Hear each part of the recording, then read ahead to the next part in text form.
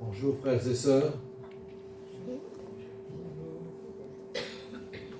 Il y a eu une introduction toute courte sur l'Avent. Ce n'est pas mon message, mais juste une introduction. L'Avent est quelque chose de très particulier pour nous chrétiens. Et pour l'illustrer, j'ai récupéré cette remarque qui est faite hier à la radio. C'est lorsque la reine d'Angleterre avait décidé d'aller visiter les États-Unis.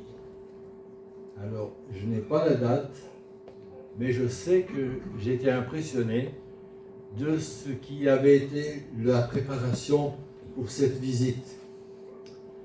Pour marquer le fait que la reine d'Angleterre vienne aux États-Unis, on a décidé de mettre le tapis rouge pour recevoir l'autorité. Mais la particularité qui était faite pour la reine d'Angleterre, c'est que le tapis était rouge, mais neuf. Ensuite, la reine, lorsqu'elle s'est déplacée, avait l'habitude de se déplacer avec, pour ainsi dire, toute sa garde-robe, qui représentait, pour le passager normal, vous êtes limité à 20 kilos, mais pour la reine d'Angleterre, entre toutes les tenues qui étaient organisées, il y avait 2 tonnes qui étaient à l'accompagner. Ensuite, elle était accompagnée par 6 dames qui avaient précisément le rôle de s'assurer que toutes les tenues étaient en parfait état, qu'il n'y ait pas une couture qui soit et un bouton qui manque. Il y avait 6 personnes pour s'occuper de cela auprès de la reine. Ensuite, elle était accompagnée de 8 gardes du corps, alors qu'on est en Amérique. Donc, 8 gardes du corps qui l'ont accompagnée. Ça, c'était la visite protocolaire de la reine d'Angleterre aux États-Unis. Nous avons marqué aujourd'hui l'Avent, c'est-à-dire que c'est le départ du calendrier liturgique, et nous avons quelqu'un qui est le roi des rois, que nous sommes en mesure de préparer sa venue, nous rappeler qu'il est venu, et que quand il est venu, il n'y avait rien de tout ça. Pas de tapis, pas d'attente. En plus, tout ce qu'il a eu, c'était de l'emprunt. Il n'y avait pas de place dans la bergerie. Il n'y avait pas d'endroit où il pouvait être décemment retenu. Et même la crèche était empruntée. Nous pouvons remarquer que tout cela, c'est une grâce toute particulière de ce Dieu qui a décidé de venir dans le corps d'un petit enfant. Et je suis persuadé qu'il n'y a personne ici qui est né dans les conditions dans lesquelles lui-même est né. L'humilité a son paroxysme de voir le roi des rois être accueilli de cette manière-là. Donc l'Avent, c'est ça. Nous sommes dans la préparation de célébrer ce moment où il est venu vivre avec nous. Mon message ce matin s'introduirait par la fidélité. Fidélité qui n'est pas toujours simple à vivre, mais j'ai trouvé un caractère un peu particulier d'un homme qui a marqué sa vie, qui était dans la fidélité un peu hors pair. Alors, si je vous dis son prénom, vous allez tout de suite le situer. Mais sa signification, je pense que vous allez hésiter. Son prénom, Caleb. Alors, est-ce qu'il y a quelqu'un qui sait ce que signifie Caleb?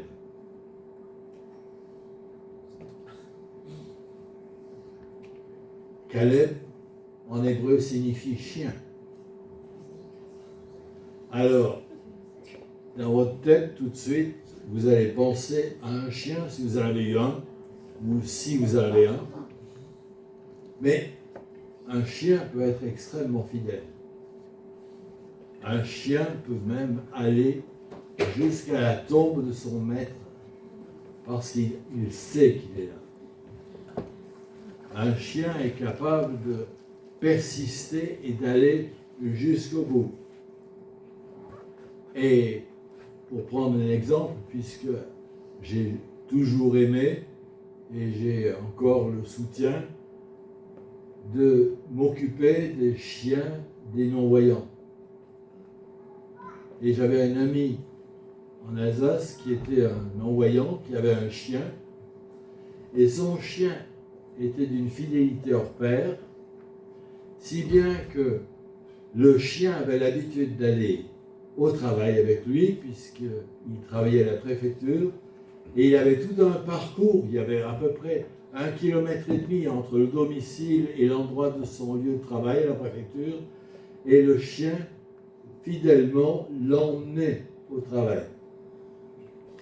Lui était complètement non-voyant. Et le chien avait l'habitude de faire ça les 5 jours de la semaine.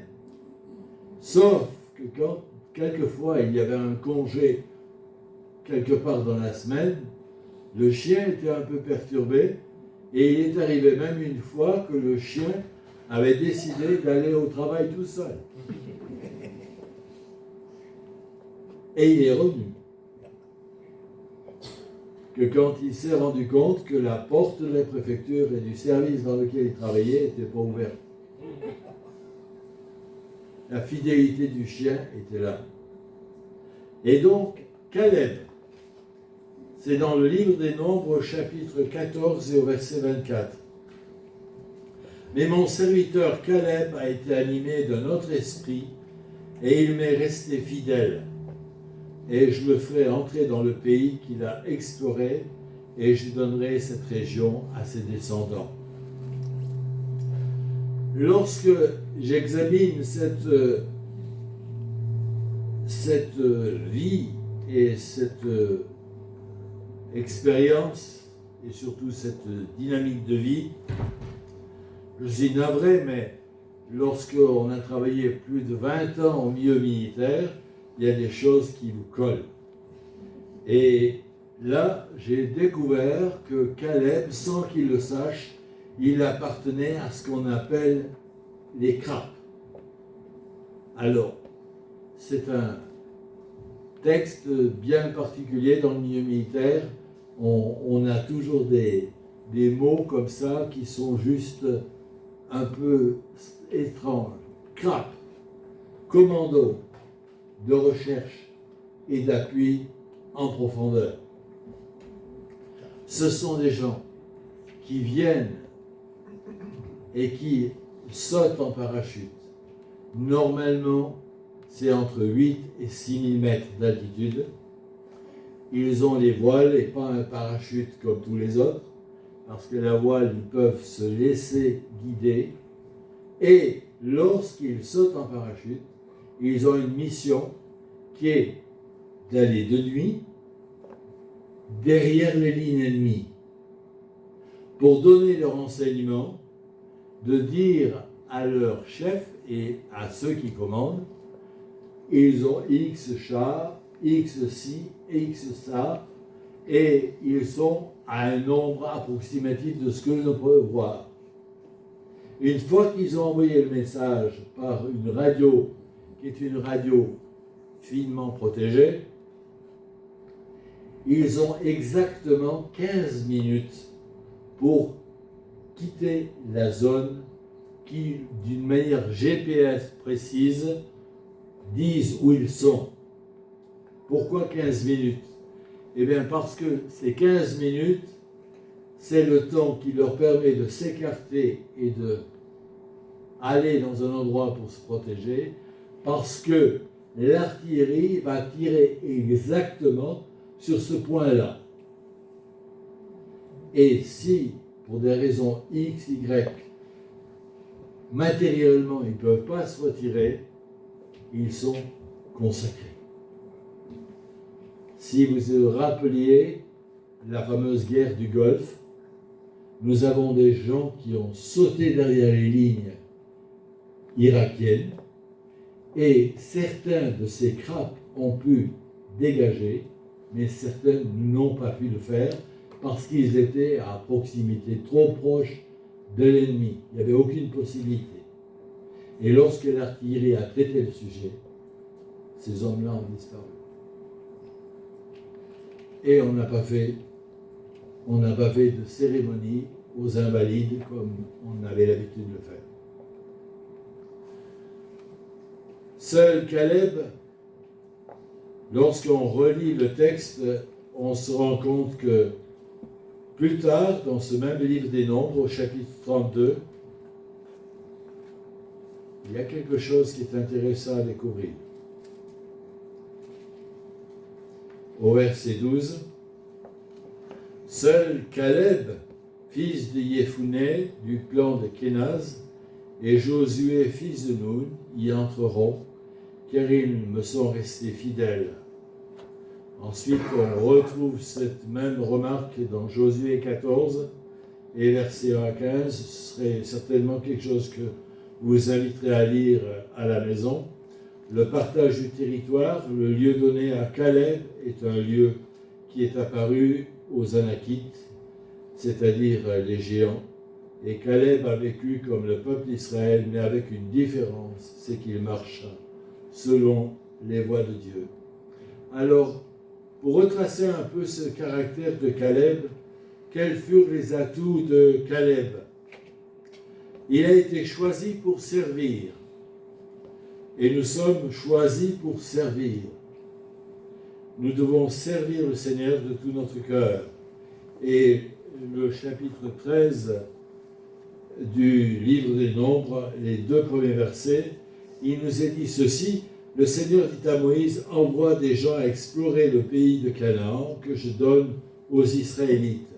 De chaque tribu, on enverra un homme choisi parmi les chefs. Un but spécial et une tâche spéciale, et ils ont tout simplement fait ce qui leur était demandé. Alors, il y a la liste dans le texte, dans l'explication de qui est parti et du choix qui était fait dans chacune des tribus. Alors, il y a quelque chose qui est particulier, c'est que, par exemple, Caleb, il est issu de la tribu de Juda. Il y a déjà une mission bien particulière qui reflète ce qui passera nettement plus tard, puisque c'est dans cette fameuse tribu de Juda où on a un Seigneur et un Sauveur aussi, qui est de cette tribu-là. Donc, ils furent l'atout de Caleb. Caleb était avant tout un homme de vision. Au verset 30 de ce même chapitre, Caleb fit taire ceux qui se mettaient à critiquer Moïse. Et puis il s'écria, allons-y, nous nous emparons de ce pays, nous en sommes capables. Il y a un projet, c'est de avoir ce pays qui a été promis de la part de Dieu. Ça fait 38 ans qu'ils tournent en cercle dans le désert du Sinaï. Ils sont dans une telle position que je me demande si quelque part il n'y avait pas du français derrière. Parce que entre râler, rouspéter, faire des remarques, c'est pas bon, c'est pas beau, et ainsi de suite, ça s'est terminé par cette génération qui est restée dans le désert. Et j'ai toujours aimé une image qui est peut-être une image que certains vont sourire, mais il y a des livres que j'aime bien. Et Astérix Obélix, je ne me rappelle plus quel titre c'est, mais il se marche dans le désert, et à un point tel qu'il y a un endroit où il y a une remarque. Je ne me rappelle plus de qui c'est qui fait la remarque, si c'est le plus petit ou le plus moche, mais enfin, le fait est qu'il y en a un qui a fait cette remarque, il me dit, il semble qu'on ait déjà passé là. C'est Obélix. Je pense que dans notre image qu'il y a là, c'est qu'à un certain moment, cette génération, elle est restée dans le désert. Elle n'est pas rentrée dans le pays promis. Et ce pays promis, il y avait quand même des projets bien particuliers, puisqu'ils sont, 12, aller regarder ce qui se passe et découvrir et ensuite donner l'information. Et là, on découvre que Caleb avait une vision qui est une vision de progrès, puisqu'il dit que avant même qu'il y ait quoi que ce soit qui soit fait, il y a un endroit, ce pays où nous sommes capables, nous allons l'avoir. Il faut qu'on y aille. Une vision de posséder. Alors c'est quelque chose d'assez extraordinaire, c'est qu'ils se sont, je pense, ils se sont fait impressionner, mais eux ont certainement impressionné, puisque tous ceux qui ont été envahis par le peuple d'Israël, ils se sont carapatés, on ne sait pas trop où, il y en a encore quelques-uns qui restent, et donc ils sont partis, et ce pays était le pays qui avait été promis, du lait et du miel.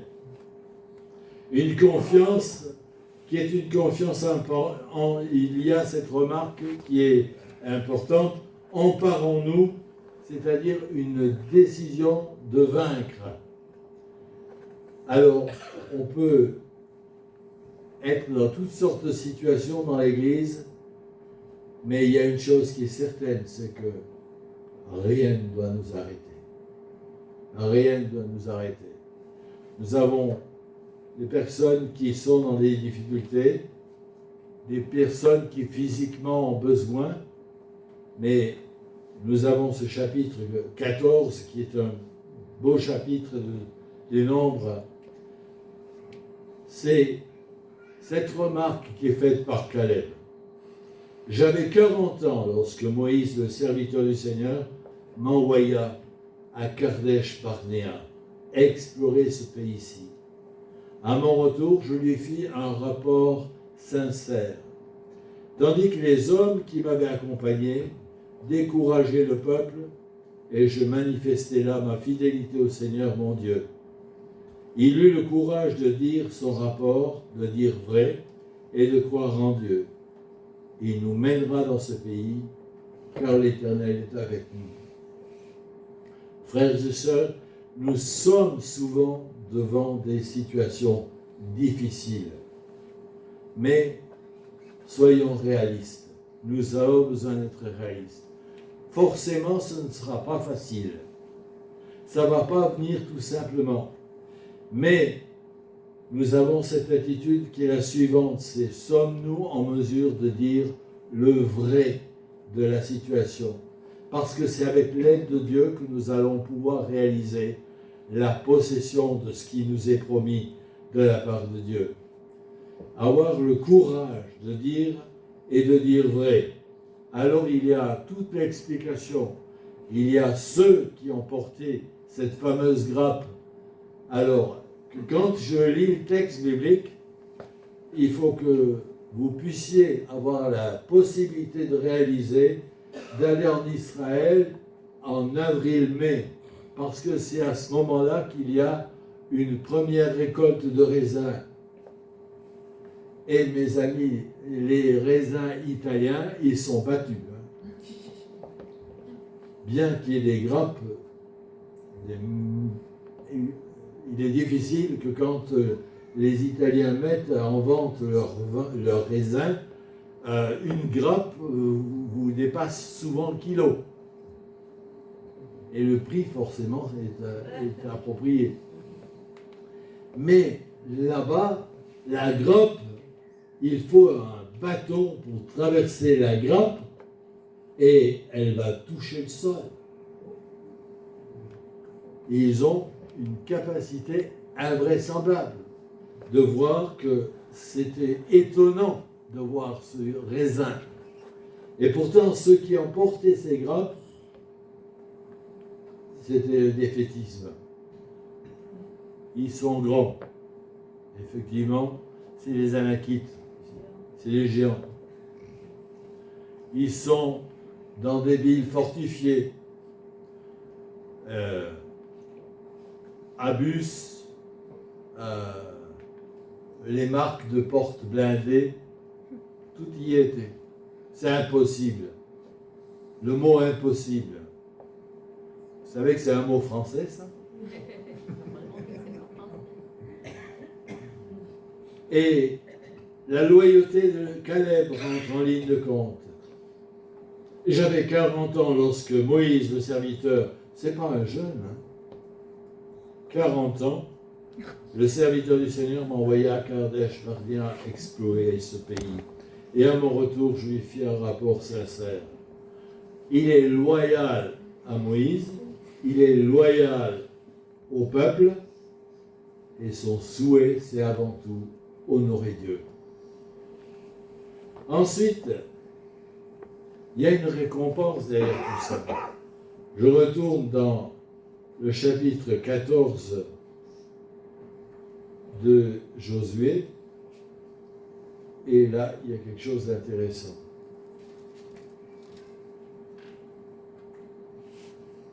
La fidélité, elle est sur le constant.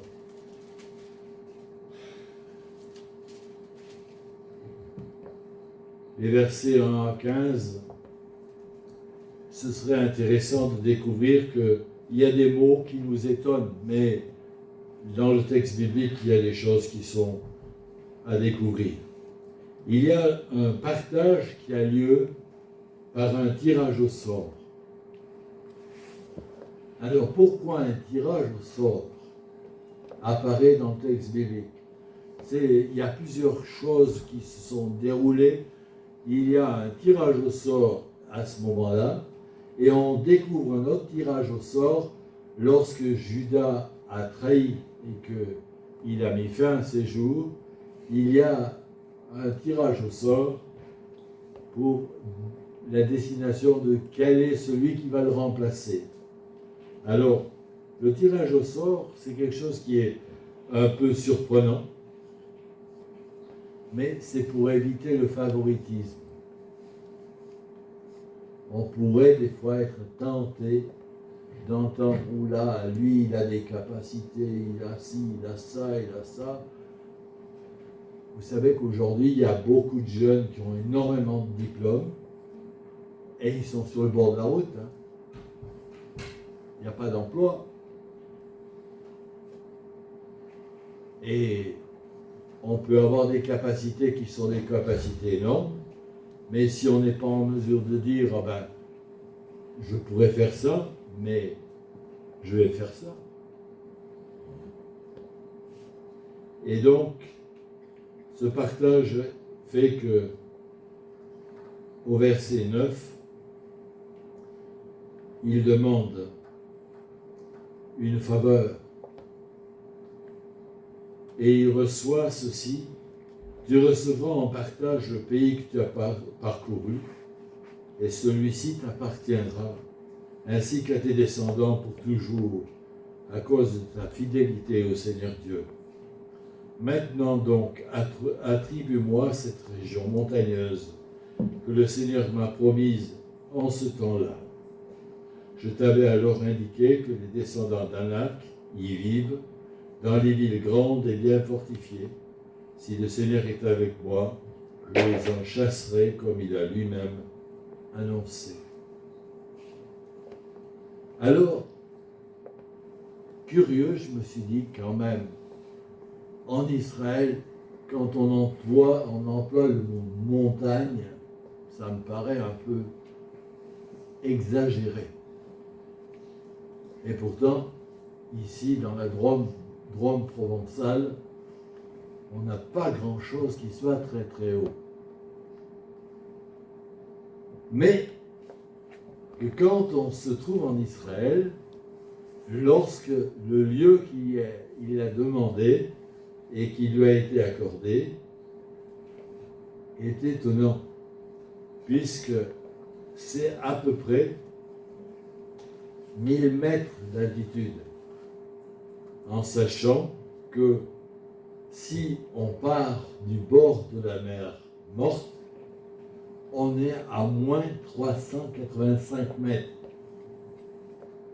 Donc, la montagne qui est en Judée, pour ne pas employer ce qu'on appelle aujourd'hui la Cisjordanie, la Judée a cette montagne sur laquelle la ville de Hébron, qui est aujourd'hui certainement une ville qui est bigrement contestée. Aujourd'hui, on veut se battre pour Hébron. Cette promesse, elle est faite à Dieu. Mais la fidélité de Dieu et la fidélité de Caleb est celle qui nous est donnée comme exemple. Savez-vous combien de temps qui s'est passé pour la réalisation de la promesse de Dieu? Est-ce que le texte, vous l'avez lu? Oui, après.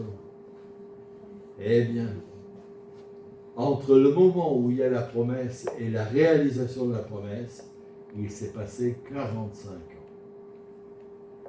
Ce qui fait que lorsqu'il fait cette remarque, donne-moi cette montagne, Caleb a 85 ans. Alors, frères et sœurs, et ceux qui font partie du âge certain,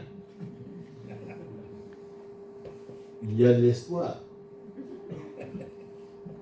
Puisqu'il n'a pas choisi la partie la plus simple, il a choisi la partie la plus embêtante. Parce que depuis cette époque, le contexte de Hébron n'a pas changé. Il soit absolument à se battre pour avoir ce lieu de Hébron. Pourquoi ce lieu de Hébron? Parce que c'est la zone identitaire de Israël. C'est là qu'il y a Abraham, c'est là qu'il y a Sarah, c'est là qu'il y a les principaux patriarches de l'histoire d'Israël. Et encore en 2025, aujourd'hui, ils se bagarrent à Hébron. Parce que Israël veut garder son identité et les autres, pour ne pas employer leur nom, ils veulent absolument effacer cela. Parce que depuis un certain temps, ils veulent absolument employer cette phrase qui est de la rivière à la mer. Mais ils ont oublié que c'est le chemin inverse qui devrait se retrouver et qui se retrouvera. Alors, la promesse faite à Caleb, c'est accomplie 45 après avoir été prononcée, c'est le verset 10, soit servir et posséder 85 ans le lieu promis. Alors, il y a un texte que j'aime énormément citer, il remplit ta vie de bonheur, il te donne une nouvelle jeunesse, comme un aigle qui prend son envol. La particularité de l'aigle, c'est que lorsqu'il est arrivé à l'âge adulte et qu'il devient vieux, il a une prouesse qui est unique, c'est qu'il est toujours en permanence à chercher les flux chauds qui lui portent et qu'on puisse réaliser que dans la grâce de Dieu aujourd'hui, notre fidélité a besoin d'être vraiment notre souci. Être fidèle à Dieu, fidèle au peuple que nous représentons, à l'Église, et nous avons besoin de nous placer comme Caleb a pu l'être, être celui qui est déterminé et qui même à 85 ans puisse se dire « Donne-moi cette montagne, donne-moi cette montagne ». Parce que c'est au nom de l'Éternel que je veux la prendre. Quelle grâce de pouvoir nous rendre compte que nous avons des hommes, des femmes qui servent Dieu depuis longtemps et qui vont certainement laisser leur vie sur le champ. Et dernièrement, je voyais un individu qui était à une époque, qui était une époque très difficile, c'était l'époque de Ceausescu en Yougoslavie. À l'occasion. En Roumanie. En Roumanie, oui. Pardon. Et c'était une chorale qui représentait plusieurs pasteurs dans une pastorale. Et la chose qui m'a attiré et qui nous a attiré les yeux, c'est qu'ils avaient tous un petit pins avec un chiffre. Et donc, il y avait 25, 18, 13, 9. Et on était étrangement surpris de voir tout ce qui représentait ces chiffres, parce qu'il n'y en avait pas un qui était le même. Et on prend l'audace de poser la question à ce pasteur. Il dit, le pins qu'on porte ici, dans la chorale, c'est simplement le nombre d'années que nous avons passé dans les géoles. Et la fidélité à Dieu, malgré cela, nous a permis de vivre notre foi, même dans des difficultés. Notre fidélité, on s'est permis de tout simplement mettre le chiffre de notre temps dans les géoles roumaines. Alors, frères et sœurs, aujourd'hui, de plus en plus, il y a des endroits où c'est difficile pour vivre sa vie chrétienne aujourd'hui. Mais soyons attentifs à être toujours dans la fidélité vis-à-vis de Dieu et vis-à-vis de l'œuvre dans laquelle Dieu nous a placés. Nous prions ensemble. Seigneur, nous sommes reconnaissants de ce que tu nous donnes, ces exemples dans ta parole. C'est Caleb qui, à 85 ans, a fait cette remarque, donne-moi cette montagne. Seigneur, tu connais quelle peut être la montagne devant nous, la difficulté, peut-être l'appréhension, la difficulté, la santé et tout ce qui peut être dans notre environnement. Mais Seigneur, permets que nous soyons et que nous restions fidèles à ton égard. Nous voulons, Seigneur, avancer et aller de l'avant. Les difficultés, tu vas nous aider à les passer. Tu vas nous aider à conquérir ce qui est normalement promis. Et Seigneur, nous sommes reconnaissants de ces exemples que tu donnes dans ta parole. Et nous t'en bénissons, Seigneur. Amen.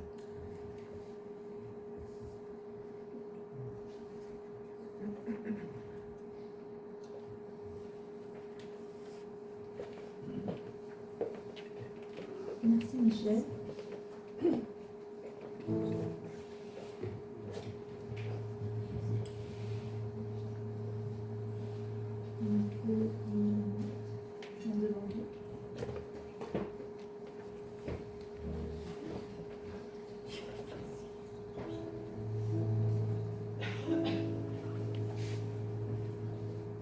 Nous chanterons Jésus, je te suivrai.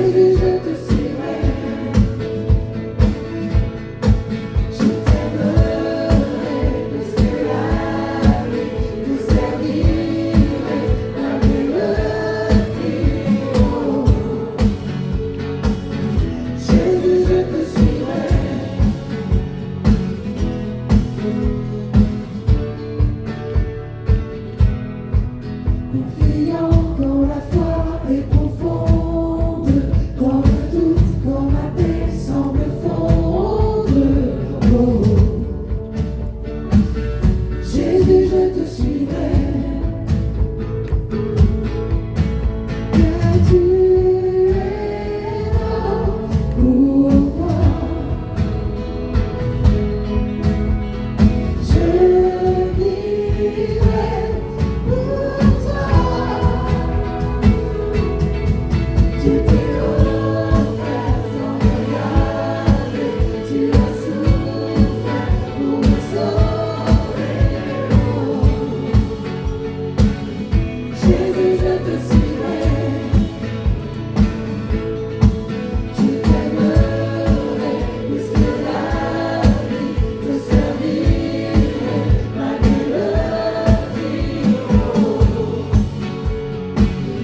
Jésus, je te suivrai.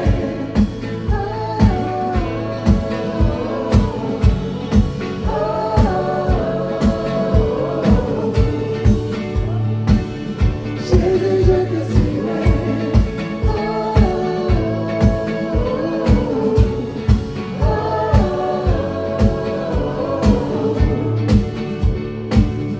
Jésus, je te suivrai. Car tu es mort pour moi. Je